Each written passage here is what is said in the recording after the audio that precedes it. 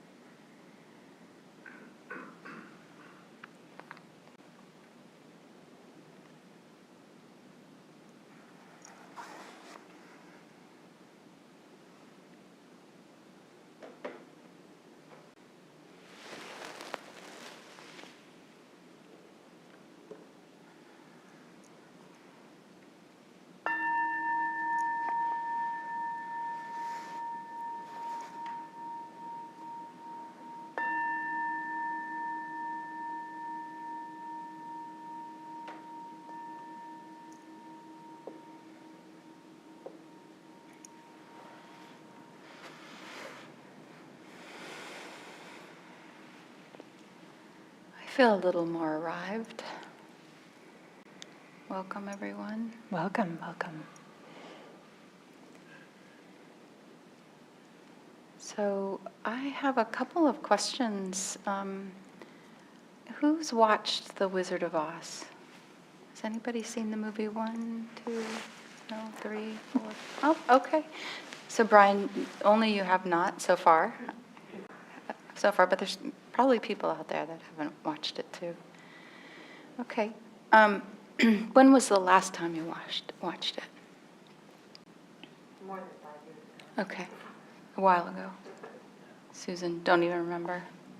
So many years. So many years ago. Jay, long time. Before he was born. That's great. Nice. Yeah.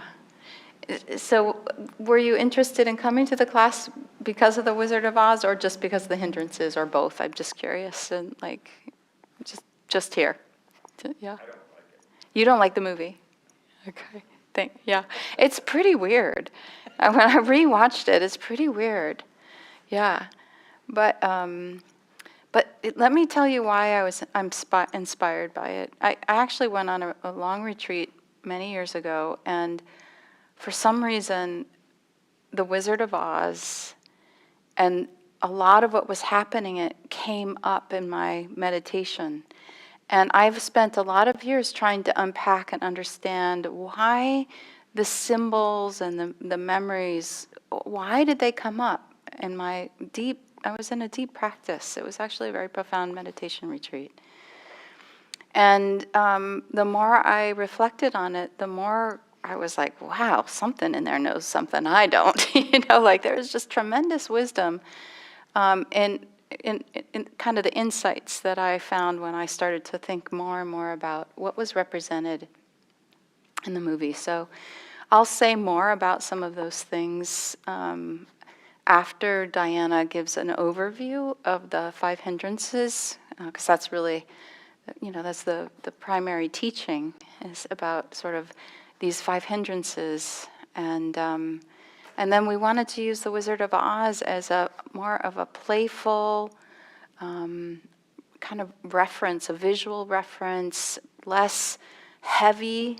We often get pretty kind of feel a sense of heaviness about the hindrances. So there's an effort to bring some lightness, joy, and actual, when you watch the movie, some visual clarity to how the hindrances can manifest. So welcome. We look forward to playing with you and exploring. And I actually will say just one more thing, and then I'll ask Diana to talk about the 5 hindrances. But there's actually quite a few books and essays written on the interpretation of The Wizard of Oz. And there are some essays that, one guy did an analysis of 5 different interpretations. And it's like atheists and Christians use the same examples to demonstrate their points. So I think there's a lot of room to interpret The Wizard of Oz from a Buddhist perspective. So why not? All right. Thank you, Tanya. For those of you who don't know me, I'm Diana Clark, and I'm very happy to be here. And Tanya and I are great friends. We've been friends for a long time. We practice together, we teach together, and cook dinner together sometimes, and go for hikes and all this kind of stuff. So thank you, Tanya, for inviting me. It's such a delight to be teaching together. And it was Tanya's idea about The Wizard of Oz, and it's like, oh, okay, but I like this idea of a little bit of some whimsy, to bring this in, and some fun. And maybe what you said about the atheists and the Christians, showing that these are the experiences, there's some archetypes there that's not something that's just unique to certain individuals. And maybe that's part of what we'll be highlighting during this course. But I'm going to begin by bringing in another analogy, another kind of story or metaphor, something that we might use. And many of us come to meditation practice because we want to have more ease, more freedom, more spaciousness in our life. We want to have maybe more relaxation, whatever it is, whatever brings us less suffering. And part of our way of finding more ease, more freedom, more peace, more relaxation is to pay attention to what gets in the way of that. So often we're just we think that we just have to find whatever it is we're looking for, but it might even be more important to look at what's getting in the way to have what we're looking for. And so this analogy, this metaphor is something that's in the Buddhist teachings. We have no interest in people becoming Buddhists if you're here just for that, right? We have a Buddha here, this is a Buddhist center, but we're kind of, we hold this lightly, but you will hear me on occasion, maybe Tanya too, referring to the Buddhist teachings. But there's this analogy that the Buddha uses when he's describing the path of practice, like how kind of like practice unfolds, either over a lifetime or over one single meditation session. Kind of like the same story can work. And that is this idea of a river. So water starting on a mountaintop and then going from little streamlets and turning into a river and then going to the ocean. It's just natural, right? Rivers only go one direction, downhill towards the ocean. The ocean can be understood as freedom, this really immense, beautiful, deep body of water. And then our practice can be like this movement towards the ocean. But one thing that's in rivers, part of what makes them rivers, are boulders, big boulders, or banks, or fallen trees, or something like this, right? Of course, they're not streamlined. We only see those in amusement parks where it's perfectly smooth and straight down.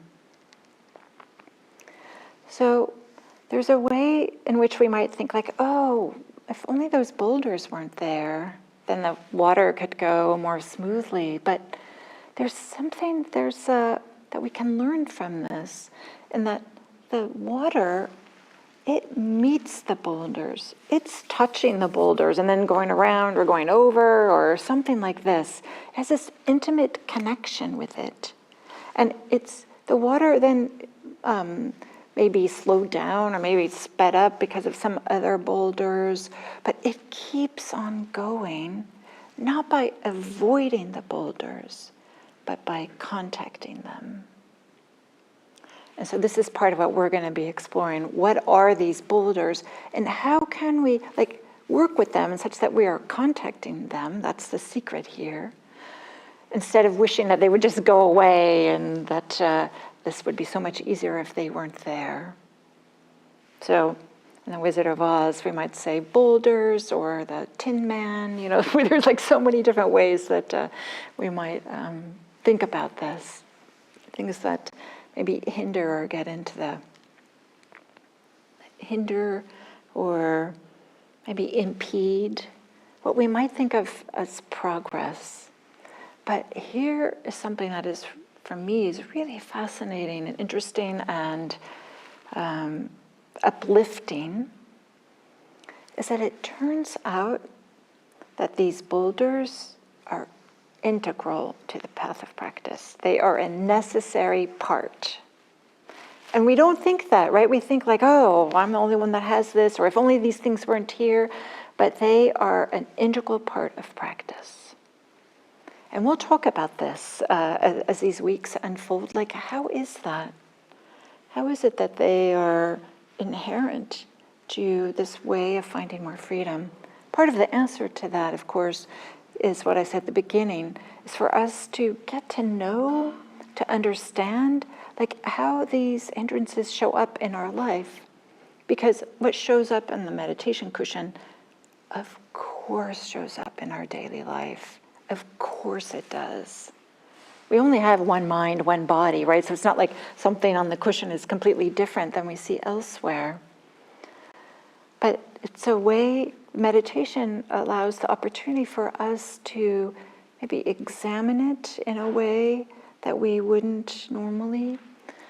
It provides the opportunity for us to even see habits that we have of body and mind that might otherwise not be so clear to us. We might just think, oh, this is just the way it is. Everybody does it this way, or something like this. So it's not until we start to maybe like look at the hindrances, become more sensitive to them, that we start to gain some more self-understanding. And then, of course, we might even consider that these boulders are in fact, I think we can say something, now I forgot the exact expression, we put it on the back of Gil's book on the hindrances. Something like, instead of rather being blocking, they are stepping stones. So they are something that we use to help us get to the next stage, to help us get further in our practice. So not only because it provides greater self-understanding, but also it helps us to, it's a little bit of a mind training too, and Tanya and I in these ensuing weeks will be talking about this, but to notice what are our reactions when we come up against something that seems to be getting in our way?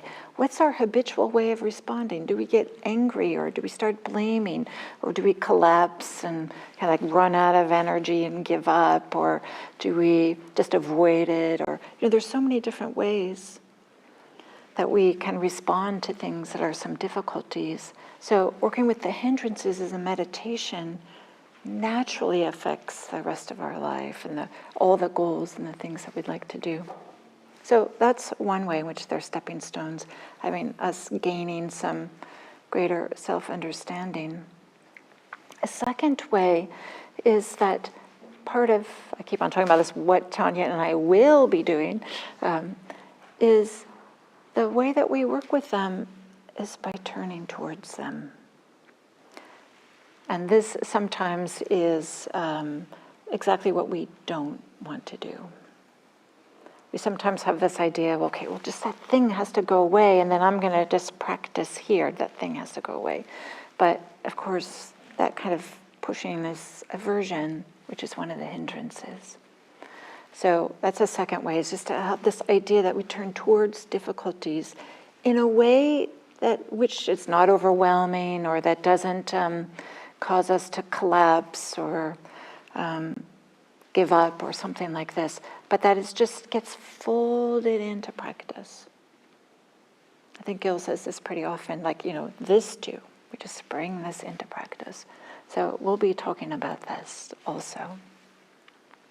Okay, so what are these hindrances? We're using this word, hindrances. I appreciate that these are captured in the Buddhist teachings, which of course are thousands of years ago.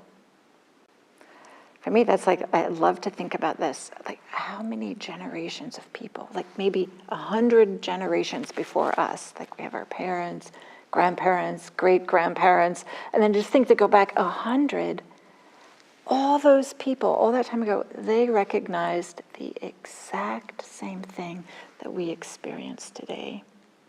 This is not unique to us. Maybe the particulars are of, yeah, of course, right? Modern times are different.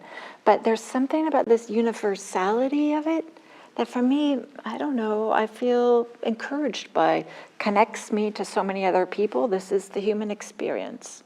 We have these hindrances. That's just the way it is.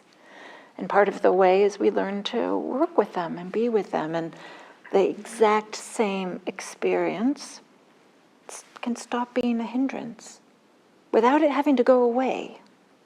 And that's part of how we work with them, is how we can make this transition from them being a hindrance to them just being one more thing that we're aware of. And then I'll say it again, Tanya and I will talk about like some of the tools we can use and how we can work with that in a way that really supports our practice. So another analogy or a metaphor that we might use is sometimes they're called like veiling factors. So this idea of a hindrance is something that's like impedes progress. But we can also think about them as a way that are covering up or obscuring or making so that we can't quite see clearly. We don't see ourselves clearly. We don't see other people clearly. We don't see the situation clearly. When we're filled, and we all know this, when you're filled with aversion, when you're just woke up on that side of the bed in which you feel kind of cranky, things just seem different, and you're more apt to, say a curt word to somebody or yell or get in a fight or whatever it might be. We all know this, that kind of the mind states that we're in affect how we interpret or understand other things. So these hindrances are also, we can consider them veiling factors. And as we learn to work with them, then we can find that our life just starts to unfold with more ease and more clarity. We can start to see how things really are, or maybe with less obscurations. Okay, so these hindrances, many of you might know this already, they're put into 5 categories, kind of like simplified and classified into these 5. I don't know, maybe today we might come up with a different list of 5, but these ones from thousands of years ago work as well. They're given in a traditional order. It's not the order that Tanya and I are going to teach them. It is actually now. It is now? Okay. Things have changed. Okay. I was just on retreat for quite some time, so I just told Tanya, do whatever you want and I'll follow your lead. So here we are. So they're given in a traditional order. The first one is sensual desire, this wanting just the next pleasurable thing. This kind of like leaning forward and, okay, I need to have, the most comfy chair and the best food and the right temperature and, everything has to be just right. And this kind of wishing for everything to be comfortable and even pleasant, more than comfortable, pleasant and enjoyable. So that's the first one, is this thinking that, this is the highest priority, is to find the most pleasant thing. I want to be clear. We are not saying that pleasantness is bad. Of course not. Joy, happiness, pleasant sensations are a vital part of this path of practice. We get into trouble if we think that our whole life is about chasing them. If our whole life is about just having that next pleasurable experience. My guess is you would not be here at a meditation center if that worked for you, right? To just be chasing the pleasant experiences. It turns out not to work so well. Maybe I'll tell a little story that once I was on a meditation retreat, and this was coming up a lot. I was like having all these ideas, like whenever I get out of this dang retreat, I'm going to go do this, and I can't wait to have that, and I'm going to buy this, eat this. I had all these like long ideas. And but I was kind of like working with the hindrances, like, oh, no, okay, that's desire, Diana, and you don't have to follow that. And I knew how to work with them, so it would kind of fade away. But then it would come up again, and then I'd work with it and fade away.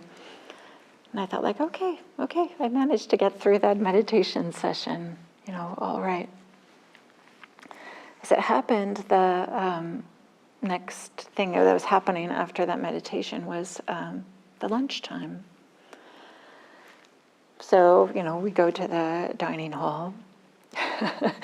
And I'm at the dining hall, like at my plate, like, oh, this looks really good. I'm going to have some of this. Oh, I probably need to get a little bit more. I have like some of this. And then, oh, wow, they have this. Okay, I need 2 scoops of that. And I had this huge amount of food on my plate, way more than I could eat. And realize, oh, yeah, so this desire is still here. This thinking that I need to have more is just showing up in this way.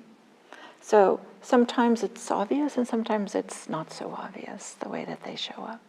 So that's the first one. The second one is the opposite. I call it aversion. Like, I don't want this. Like, make it go away. It's this, like, pushing it away. Sometimes a little bit of, has this flavor of ill will, like, dang it, get out of here. That kind of a feeling. whether it's a sore knee or this persistent thought of that terrible thing that our boss said that one time that keeps haunting us, that keeps on coming up, whatever it might be, that kind of like wanting to push it away. So that's the second one. The third one is restlessness and remorse or worry.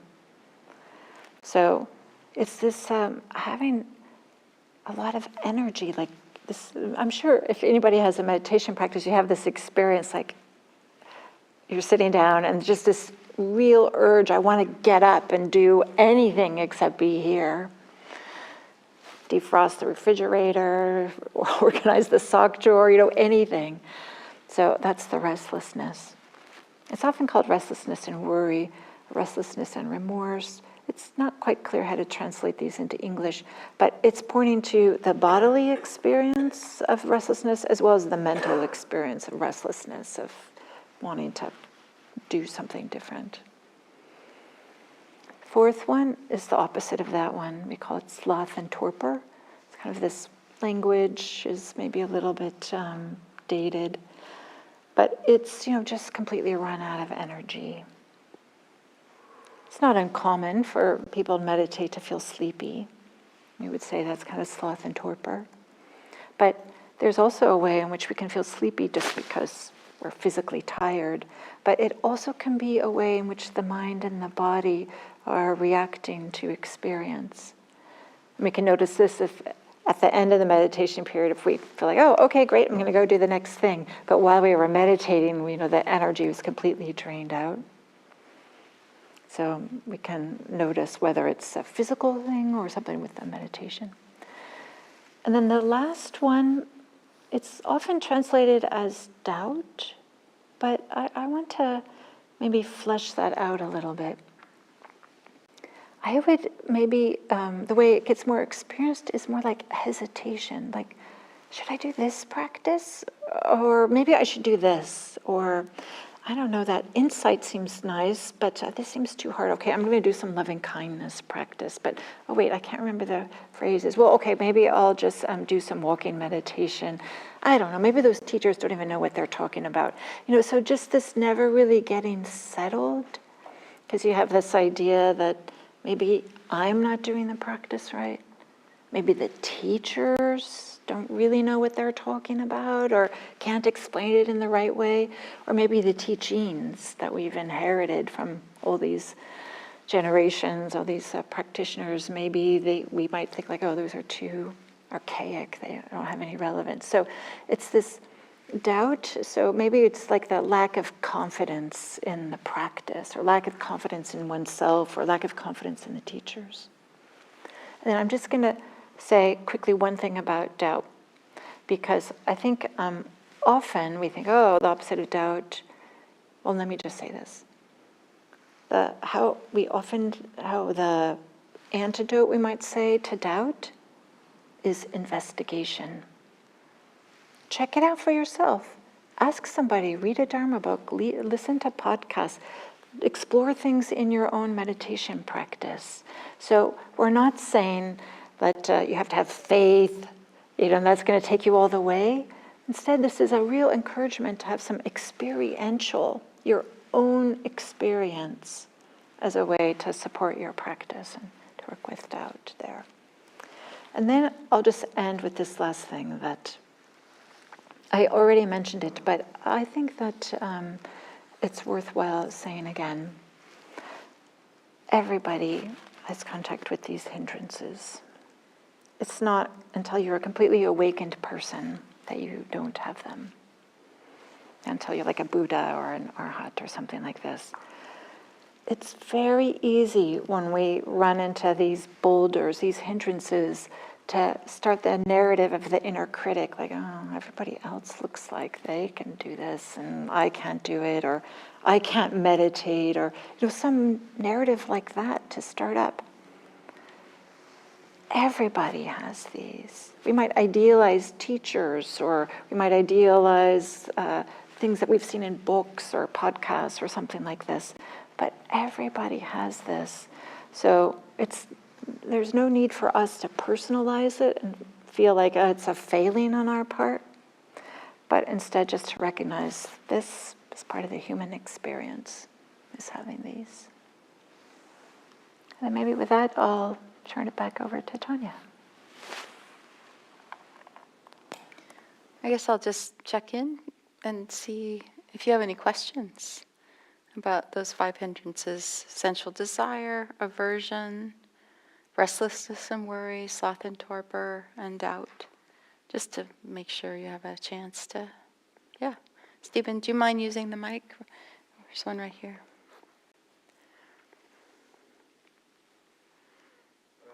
What is torpor? Push the, Steve, underneath, there's a button, there's still the green light. Hello, hello. There you go. What does torpor mean? I think this is a good question, like Yeah. sloth and torpor. The way that we understand it is like kind of like that whole phrase, sloth and torpor.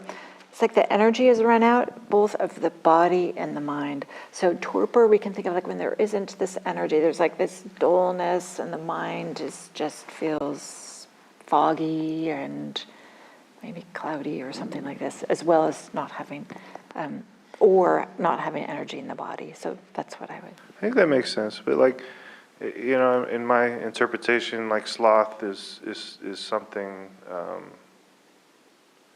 that you can contribute to. Like if you decide to be lazy or eat too much. So I'm relating to that, but torpor, it sounds like it's just more of an effect. I would say that, and we'll talk about these in more detail soon, but it turns out that sloth and this idea of the body, it can be both from the environment, what we've eaten or how much we've had to sleep or something, as well as it's not an uncommon way for people to kind of like disconnect from their experiences. They just kind of run out of energy. They don't, and so nowadays, often what somebody might do is just pick up their phone and kind of just mindlessly scroll or do some doom scrolling or something like that is how it might show up. Okay. So something like that.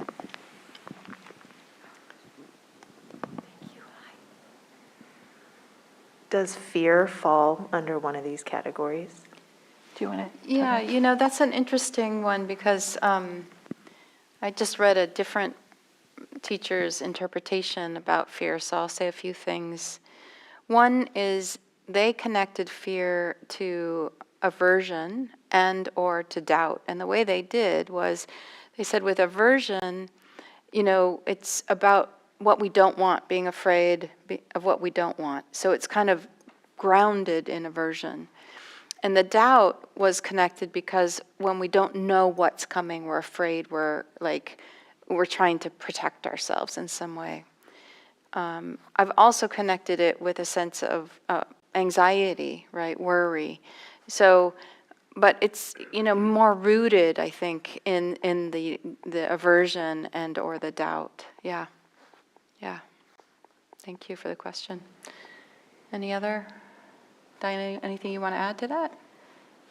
Maybe I'll just say that when I had mentioned, well, you know, maybe today we would divide them up a little bit differently, I had in my mind that maybe we would highlight fear as its own because it is such a common experience. But yeah, we kind of put it in there with aversion. Yeah. Most often. Great. Any other thoughts, questions? Sound familiar? Recognize the states? Yeah, great. So let me talk a little bit about, you know, this crazy movie, Wizard of Oz, and what some of the connections are and how some of these hindrances might be, you might be able to see them if you watched the movie, remember the movie, or just imagine the movie. So first of all, just, you know, these characters are exaggerations, extreme exaggerations. So just know they're, you know, that's what makes them kind of stand out and easy to recognize. So it can be just kind of fun to think about, well, what hindrance would I match with what character? You know, just sort of like, oh yeah. And another thing to think about is that there's this idea that in Buddhism, they say there's like these different personality types. And often that's referencing people who are greed type, I want, I like, people who are aversive, I don't like, stop. And then people who are deluded, who are just kind of out of it and in their own world. But actually, I would like to expand that to include the other hindrances, that there are personality types. If we stay stuck in a pattern of the hindrances, we can develop a pattern of a lot of sloth and torpor. So, you might know somebody who, just doesn't ever get off the couch, right? Or just can't engage mentally. And you also might know somebody who can't ever sit down, that they're restless and they're, kind of just have too much energy. So this is not enough energy, sloth and torpor, and too much energy, restlessness and worry, in the body and the mind. And I just forgot where I was going. But, oh yeah, this exaggeration, right? So it's very easy, and these personality styles, it's sort of like the Tin Man and the Scarecrow and the Lion, super kind of embody some of these hindrances. Of course, the Wicked Witch. I don't mean to interrupt, I'm just going to say there's a couple questions. Could you just write them down when you have a chance? Yeah, that'd be great. So I'm going to come back to the characters in a minute, but I just sort of wanted to say that about the exaggeration. Another thing I wanted to say is that there's often multiple hindrances present at one time. So very often there's a combination of things going on. And so you'll see that when we talk about the characters a little bit. And then another thing is to notice this idea of a veil or a covering, the hindrances, something that covers the way something is seen. So for example, the Scarecrow, he thinks he needs a brain, right? If you watch the movie from the perspective of thinking about, okay, he is, he embodies a lot of restlessness. He moves all over. He's very sloppy in his movement. He falls, and his expressions are very erratic. His moods kind of swing all over the place. So sort of this too much energy guy. And he doesn't think he's smart. But as you watch this show, what you see is he ends up being the person who comes with all the strategies for how to get places, do things. He actually is the person who is the most kind of, thoughtful minded in terms of he has this in himself. He has a brain, but he has this doubt and this restlessness and worry that cloud his ability to recognize his own inherent wisdom, his own brain. So the Lion, well, actually, let me talk about the Tin Man next. So he thinks he needs a heart. And he is rusted shut, so he embodies sloth and torpor, right? He can't move, and that's kind of what happens. There's no energy. He's rusted shut. He can barely talk. They have to grease him up, help him move and get going. But what he has, he thinks he needs a heart. He thinks he's empty-chested. He said, knock on my chest, and you have this empty tin can sound. But actually, he's a romantic. He talks about romantic love, and he tears up, right, which makes him rust again. So he goes, they all end up on the search with Dorothy to try and get these things they think they don't have, which are all within them. But the hindrance is sort of what kind of prevents them from connecting with it, and and it hides it from view, even though it's there. It's already there. So another thing that you might think about when you think about, the Wizard of Oz himself and the city of Oz, it's all green. And it's got these painted horses. It's this like crazy, fancy, wild city. And the wizard himself is a fake. He's a fraud, right? So he himself is from Kansas, it turns out, which is where Dorothy's from. And he's like hiding behind this curtain and using the speaker and this like scary visualization with little fire puffs and, to intimidate people and to make this assumption or this impression of power. But the way that I have come more and more to see The Wizard of Oz is like a magic show. It's like the magic show that the mind is creating all the time. The mini movies that we're have going on in our heads. We're creating these stories, we're believing the thoughts that are happening, and everything gets exaggerated, blown up on Technicolor, right? When we buy into the thinking and the stories that we're patchworking together in our own mind, the mind can really fool us, and that's bring up so much fear. That's like generates these senses of something terrible is going to happen. So there's this combination of like this delusion, but it's a magic show. He's all about magic. In fact, in the beginning of the movie, so Dorothy is adopted by her aunt and lives on the farm in Kansas, and out in the middle of nowhere. And you notice in the beginning of the film, it's all black and white. It's just black and white. There's no color. And to me, this is a representation of where her mind state is at the time, which is everything is kind of all or nothing and terrible. They're going to take Toto, her dog, and she tries to get her aunt and uncle to respond to her, and they're busy taking care of these baby chicks because the lights for the hatchery have burnt out or aren't working. So they're not really listening to her when she's saying this woman who becomes the Wicked Witch is going to take her dog away. And so she runs away. And she packs her bag because she wants to, carry off her Toto and protect him.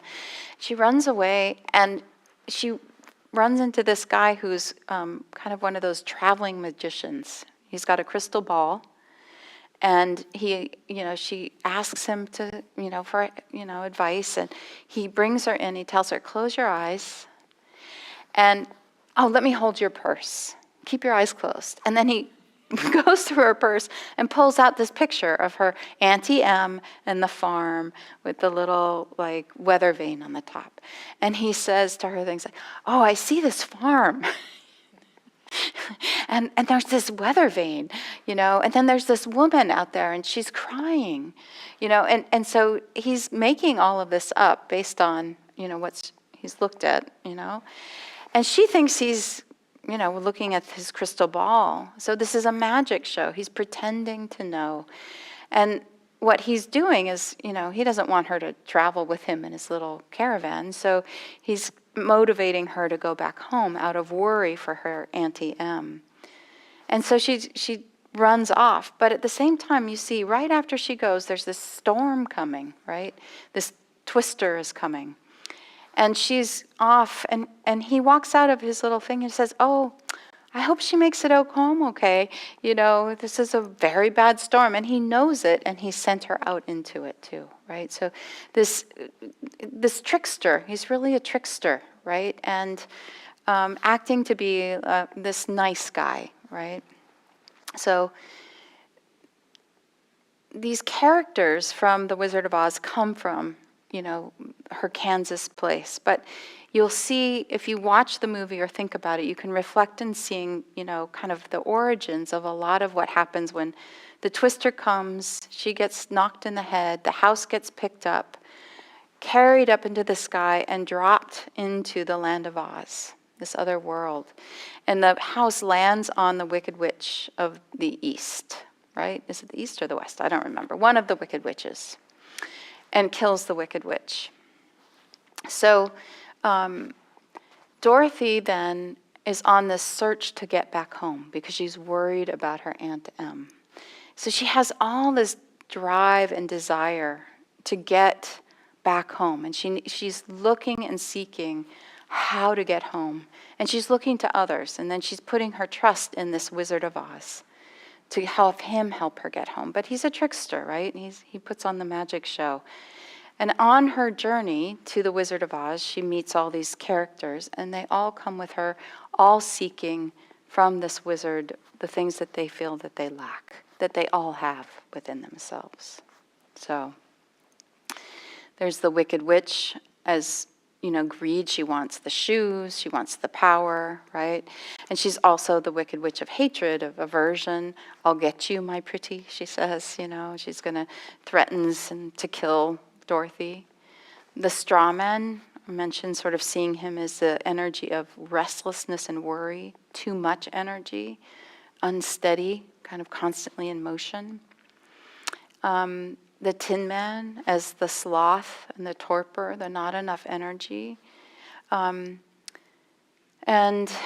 also, like, if you think about the Tin Man as a representation of that hindrance, you notice he speaks slowly, that torpor, the slowness of the mind, right? The mind is slowed down, and he doesn't process things very quickly. And his emotions are sort of dampened, sort of depressed in a way. And then they come to the lion. And the interesting thing about the lion is, he's very worried. He worries a lot, but you don't see it when you first meet him.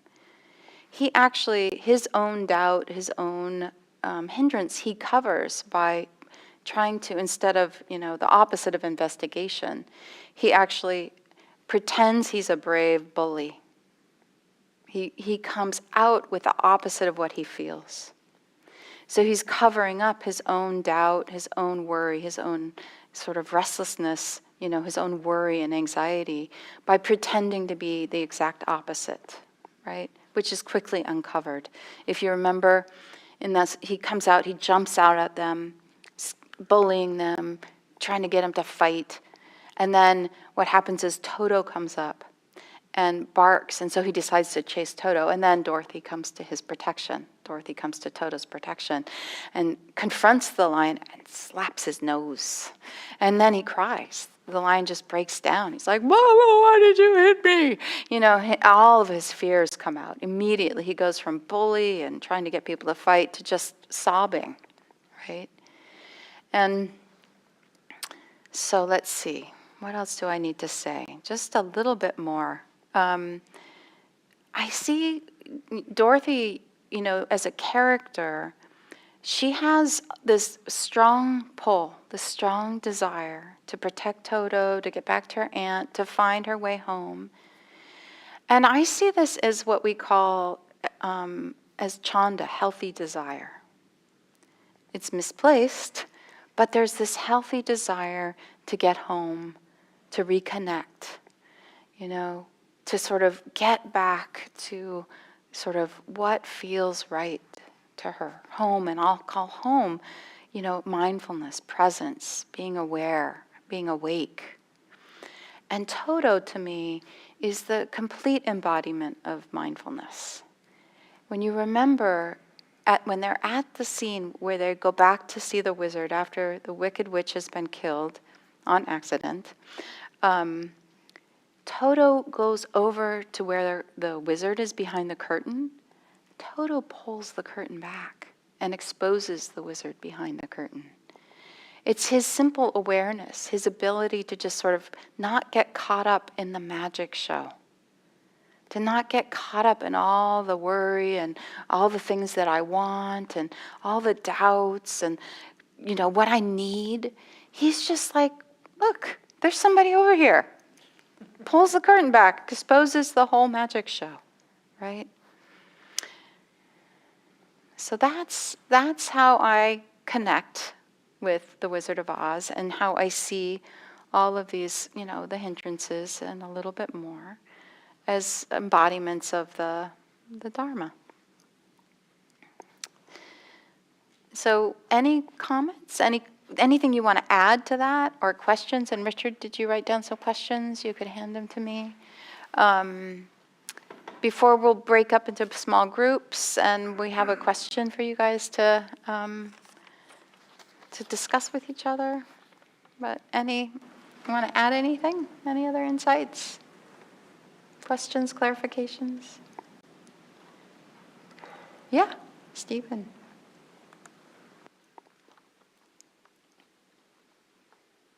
I have kind of a funny, like so like, basically all these different characterizations are kind of something that you can kind of visualize, and they're all Yes. happening Yeah. when we're meditating. Yes. So, Some like- more than, some, sometimes you have that multiple hindrance attack and they're all happening. Sometimes there's a dominant hindrance that's present. So, it's almost like you could associate with like different colors, emotions. Yeah. There's like these things that come up. Yeah. But I remember I was on a retreat and we did a little sketch where we were personifying these different. But I just wanted to add that the insight. It was this kind of goofy Canadian guy. He just happened to have with him on the retreat. He wore like a with the bicycle, or when you're in a cave, like those lights that Oh, you yeah. fasten to your head. Yeah. So like when Uh-huh. we did the little sketch, in addition to the different, Hindrances? we also had Headlamps? a guy who was insight. Oh, insight, could see, shine the light. Yes. I think that's also, That's like Toto, right? Shining the light, bringing the awareness onto what's real. Beautiful. yeah. And the headlamp is great. I love it. Or, like bringing insight to like, even an individual, like, an example, like if you're feeling ill will towards someone, you could have like the insight that's happening when you're meditating. Yes. Beautiful. Thank you. Anything else? Can you hear me? Yeah. Okay, so how about the monkeys? Yeah. How about the monkeys? What do you think of the monkeys, Gus? Well, I just think that they come up in meditation more often in a much less structured way than the primary characters, right? Yes, much There's less just structured. monkeys, right? Monkey mind. And they're doing the bidding of the Wicked Witch. They're under the spell of the Wicked Witch, right? So, and as soon as the Wicked Witch dies, they're happy. They're jumping around. They're happy to be free, not be under her spell, under her control. So I guess, like, it's good to think about in what way do we, get under the spell of these different hindrances and put into motion or actions certain things that, are like the little monkeys just getting sent off to do things, right? Beautiful. Thank you. Would you add anything to what I just said?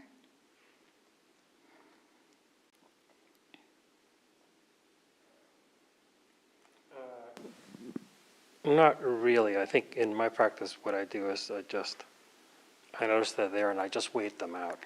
Wait them It's out. essentially it. I just wait them out. Yeah, great. I can't tell them to go.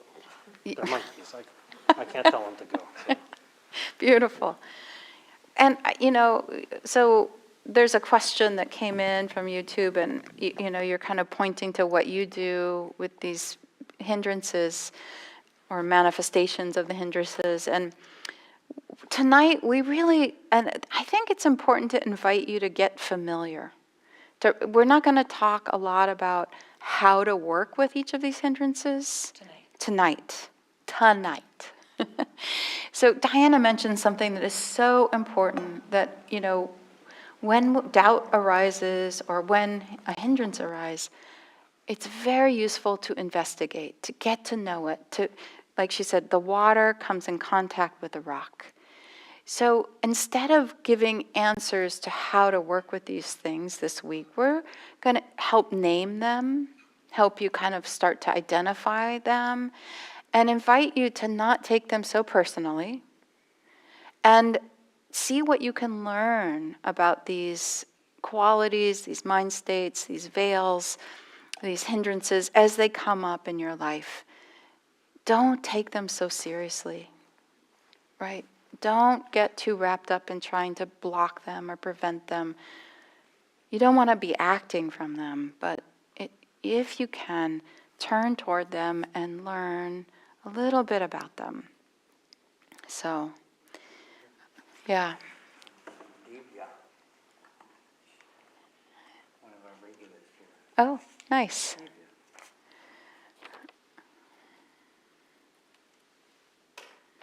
Do you want to?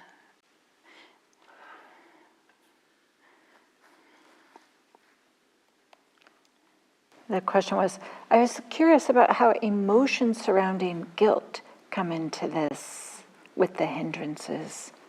Yeah, guilt, this is a very interesting topic. And maybe I'll just say briefly, in the kind of like in the Buddhist teachings, we don't focus so much on guilt. We're more about remorse. And then what's the difference? Guilt has the sense of like, oh, I'm a bad person. I did this thing that harmed somebody or harmed myself. I shouldn't do that, and I should stop doing that, and next time I'm not going to do this, or something like that. So there's a focus on the individual feeling bad and kind of like, yeah, feeling bad, I'll say. Remorse has a focus on, oh, there's this harm that got caused. This person is suffering, and nobody wants to suffer. And how can we alleviate or diminish the suffering in other people? So it's not so much about me as a bad person. It's more about, oh, there's harm that got caused, and let's not cause harm. So it has a different shift, a different emphasis. And remorse goes in with restlessness. I would add that I think guilt, it's good to, again, investigate. So when you feel guilty about something, what's kind of underneath listen to some of the thoughts, listen to the associations that are happening in the mind. It could so easily be, maybe you had hatred come up. Maybe you expressed hatred, and you didn't express it, but you felt it. So you feel guilty about it. You feel you're a bad person. So it's sort of like having aversion to aversion. And then it creates a sense of, I feel bad, this bad, I'm bad.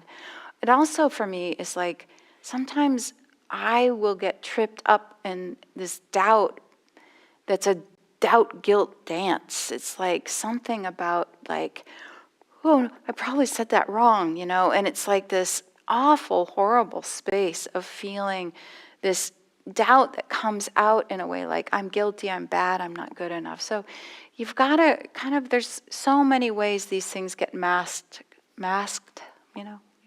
covered, and manifested. So investigate, try and see for yourself. So I hope that was a good answer out there. Thank you for asking. So let's give you a little bit of a chance to break up into, we've got 4, 7, so 2 groups, right? And why don't you go ahead and just make a small circle here and a small circle here, and then we'll give you the next set of instructions. It's an opportunity for you guys to talk to each other instead of just listening to us all the time. And once you get there, just start by sharing your names and maybe, how much you've been to IMC or where you live or something silly, pleasant like that.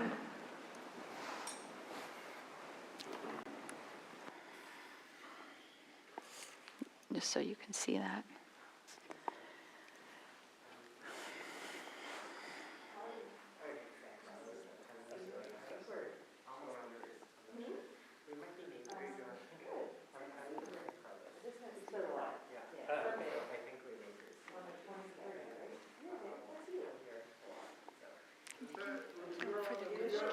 Yeah.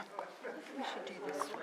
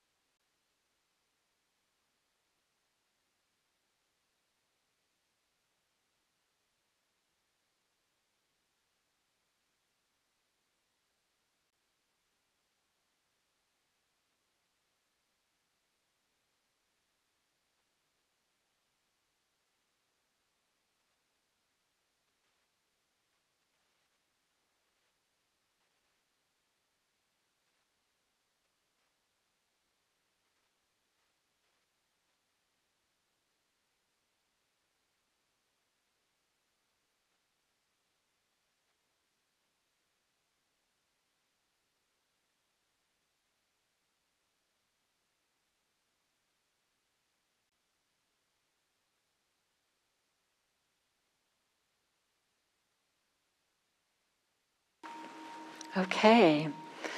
So our thinking is that maybe I'll just first briefly remind us of the hindrances. There's kind of like this desire, the leaning forward, and aversion, leaning back, kind of push, pull, too, we can think about. And then there's too much energy, restlessness, or not enough energy, sloth and torpor. And then there's this fifth one, doubt or hesitation or uncertainty or not knowing. So those are the five. And as Tanya was saying, it's not uncommon for people to have one that tends to show up a lot for them. If you might know that if you're somebody that's always looking for the next exciting new thing, or maybe you're somebody who finds it difficult to sit still, or whatever it might be. So just to share a little bit, is there one of these hindrances that for you feels I don't know, particularly interesting or juicy or something you'd like to work with? You do not have to share any of your deep, dark secrets or anything like this, but is there one of these five that right now kind of has caught your attention and you'd like to pay more attention? It's either because it shows up a lot in your life, or maybe because it doesn't show up at all, or you don't see it, or you don't understand it, or something like this. And so just I have an opportunity for each one of you to kind of like share which hindrance. And then after each one of you has had a chance, then you can just maybe open it up for a more general discussion.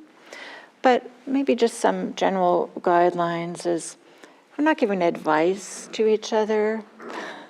There's no reason to do that. And maybe that's it. We don't have to tell long, complicated stories. We're not going to be here for the whole evening. So, just enough to kind of give the flavor of what you're talking about or what you'd like to share. And then Tanya and I will ring the bell in a little bit. But just an opportunity for you guys to talk to each other and have a chance to talk instead of just listening to us all the time. And maybe just generally speaking, each person can talk for 1 to 2 minutes, because we'll probably have about 10 minutes in the small group total. So if you just kind of keep a little bit of a loose eye so everyone gets a chance to share, and then a little bit of time for reflection together.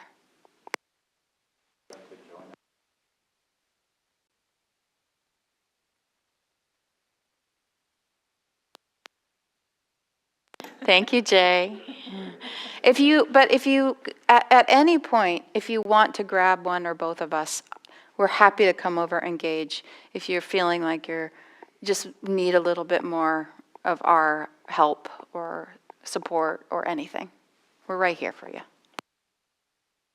I kind of wish I could listen in.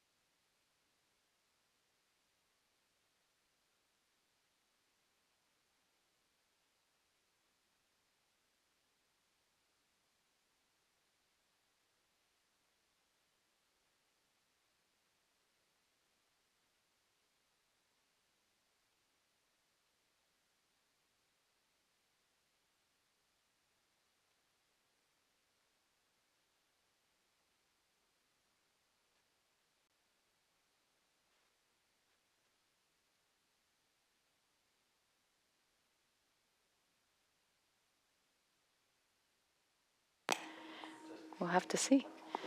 Are you guys in a good space to kind of wrap up, or do you need more time? Because if you need more time, we'll just take something else off that we were going to do. If you feel like... Couple more minutes? Great. So how about I'll ring the bell in 2 minutes? Okay?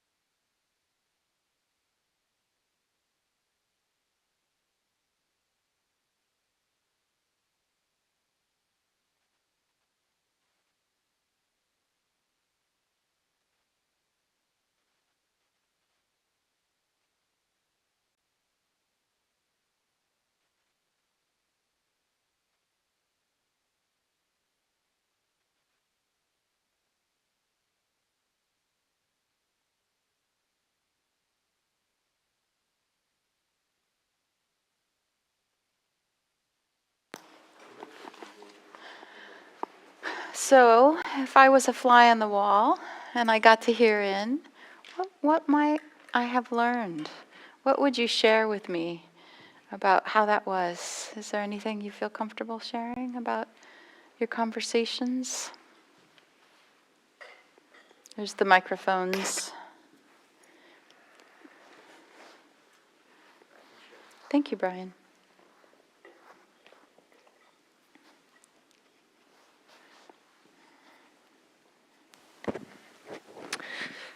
Yeah, it's we all have our own ways of in which the hindrances represent themselves. Like, for example, I hardly ever am in silence. It's either some music playing or a video playing.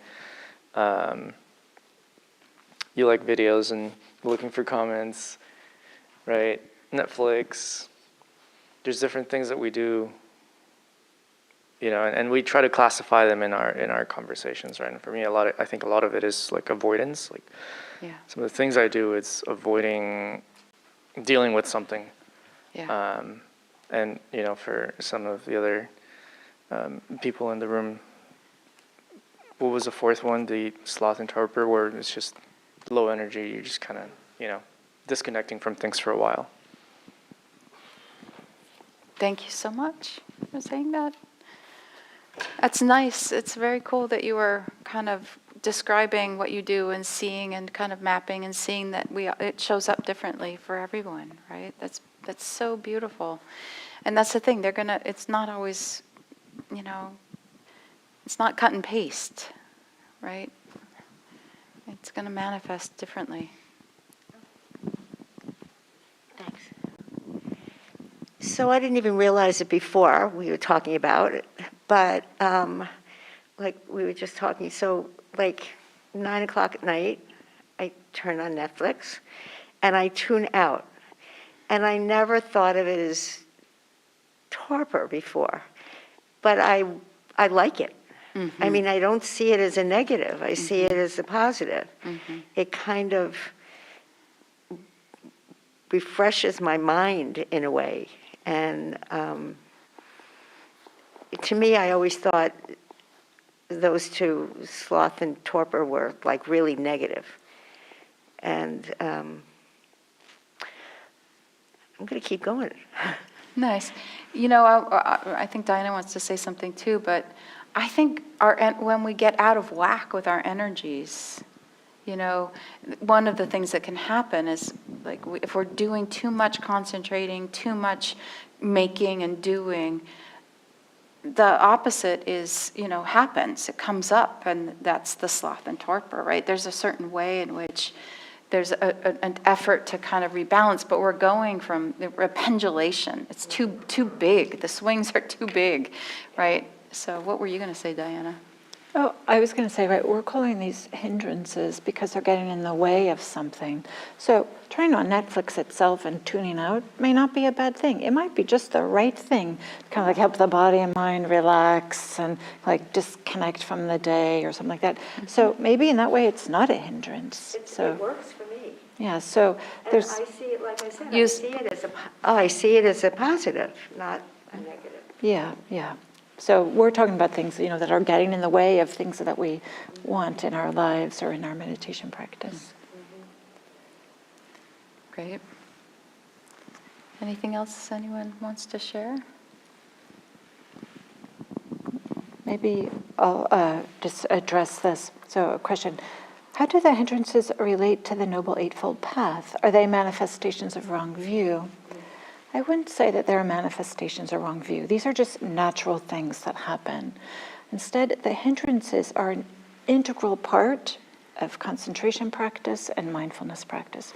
In fact, we're going to talk more about mindfulness in this class, but one way, if we were to teach concentration, one way to think about concentration practice is hindrance practice. Absolutely.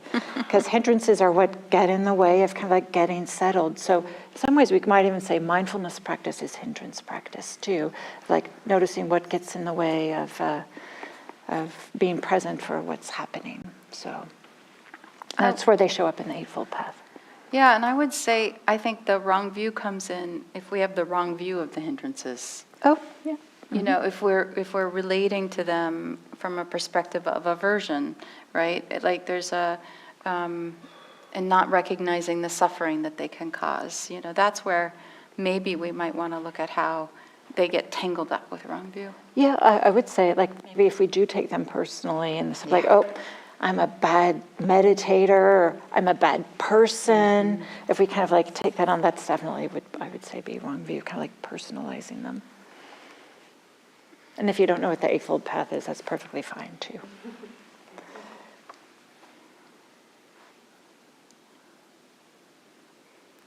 I'm trying to read. So, are there some aversions, killing, etc., that may be actually good? Can you comment? Yes, of course.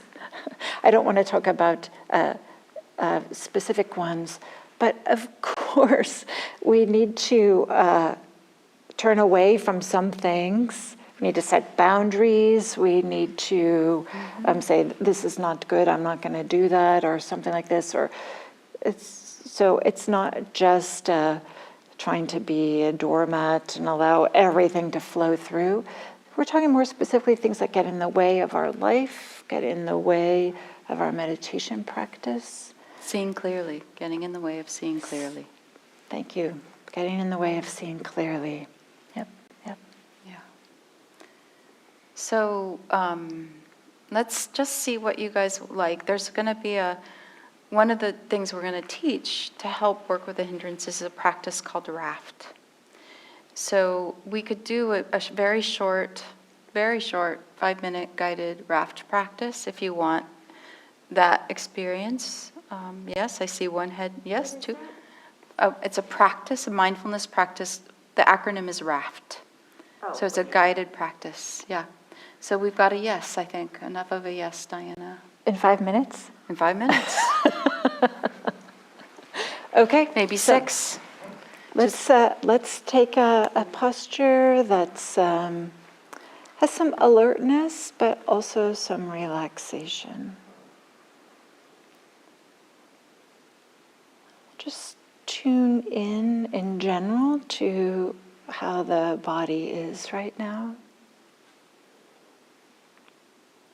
Is it have too much energy, not enough energy, or is there some wishing that you could go home? Wishing that get away from something, or maybe that's showing up in the body, in the physical experience.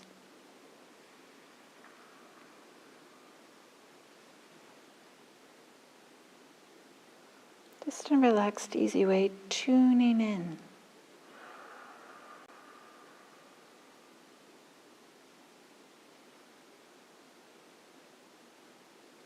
Nothing in particular needs to be happening. We don't need to do anything in particular. We're just bringing our attention to the bodily experience in general.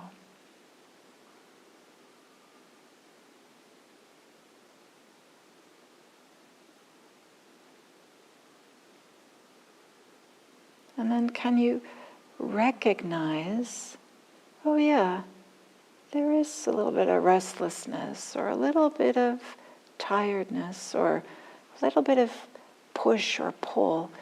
Can you recognize, can you tune into that?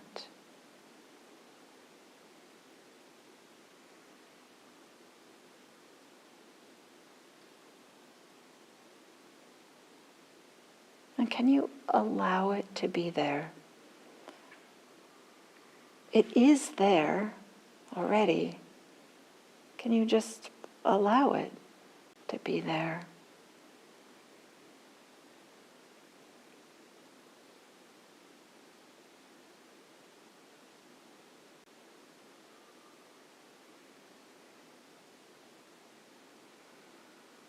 Without having aversion towards aversion, or aversion towards restlessness, or any of that, right? Aversion is one of the hindrances. Can we allow this experience during the meditation to be there?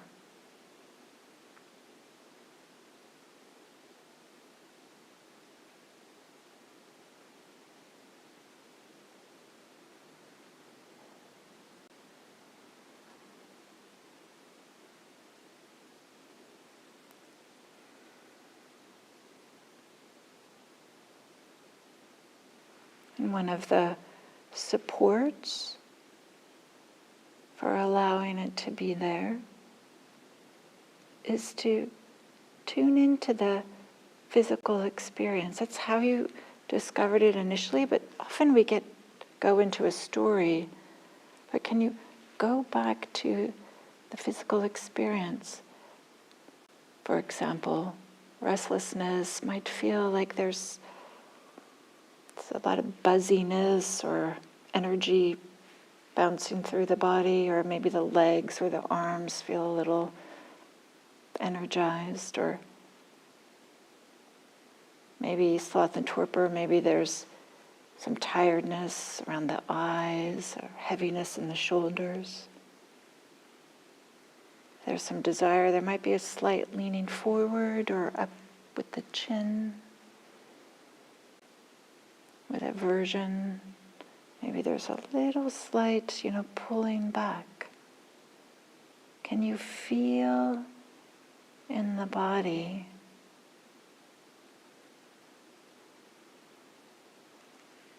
that experience? Letting the thoughts take care of themselves. We're focusing on the bodily experience.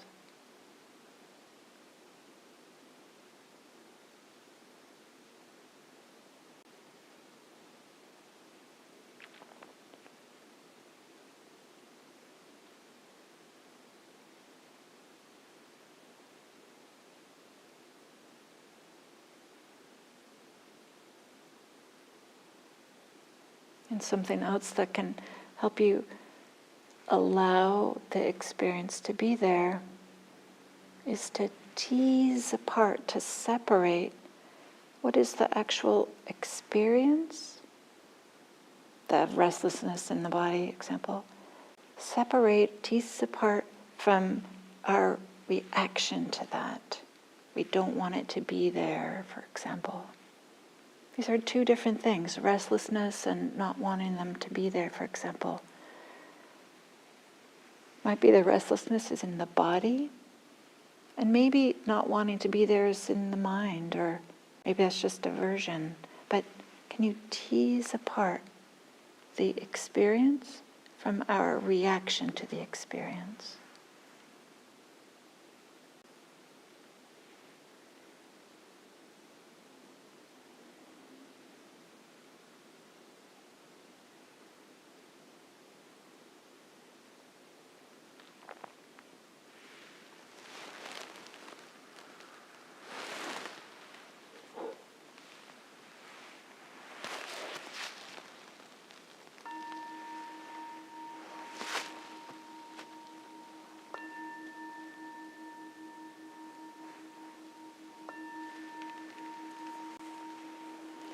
So it's very quick. Recognize R, allow, A, F, feel in the body, T, T's apart, and then you had a second T. Yeah, so what happened in your meditation that you feel was useful, that you can trust? What did you see? What did you feel? What did you notice? There was something that you could rely on. So the second T is trust. Like, oh, it was helpful to try and pull apart these two pieces. Oh, when I pulled them apart, oh, I felt a sense of like ease in my body. It didn't feel so heavy, for example. So were you able, it was a short practice, but was there anything that became more clear to you that seemed helpful about recognizing, naming? Maybe it was just, oh, just recognizing that this is going on is helpful, right there. Oh, can I trust that if I recognize this, it's helpful? So this idea of trusting what you can rely on in the practice is a nice place to end the practice. Kind of helps you let go a little bit. You feel that? That sense of, okay, it is good, it's useful to recognize, for example. Yeah, makes sense? So it's kind of a little resting, stopping point for the raft. So we'll be spending much more time with this R-A-F-T, raft. Yeah. Recognize, allow, feel in the body, tease apart, trust. Yeah. So, 8 o'clock. Okay, if I just do a very brief summary before we end? Okay. So the 5 hindrances arise in meditation and our daily life, right? They're natural. They happen to all of us. They're just a normal part of being human. We want to encourage you to approach working with them, recognizing them with curiosity, with a lightness, not a heaviness. And just part of that is that we tend to actually reinforce them when we have a like, oh no, reaction, or we try and get rid of them. We kind of tend to grow them. They get stronger. So a light approach, a normalizing approach, and not taking it personal. And then, one interesting way for me of noticing hindrances present is actually to notice, what do I share with others? Or what do they share with me? Like somebody comes home and all they do is complain, complain, complain. Right? So that's somebody manifesting the hindrance of aversion. Or I can't know, what should I do? Just that simple thing. What are they talking about? What am I talking about? That can help us see the hindrances when they're present. And so this week, just the invitation is to just be curious and to see if you can notice when these different states come up. And then notice what happens when you recognize them. And can you, if you are thinking about Raft, if you recognize it, notice, can I allow this hindrance to be here? Or am I having aversion to it or trying to get rid of it? Just that simple. So, thank you so much. Look forward to seeing you hopefully next week. Thank you, thank you. And if you're like, you're welcome to come up and talk to us if you have some comments or otherwise. We look forward to seeing you next week.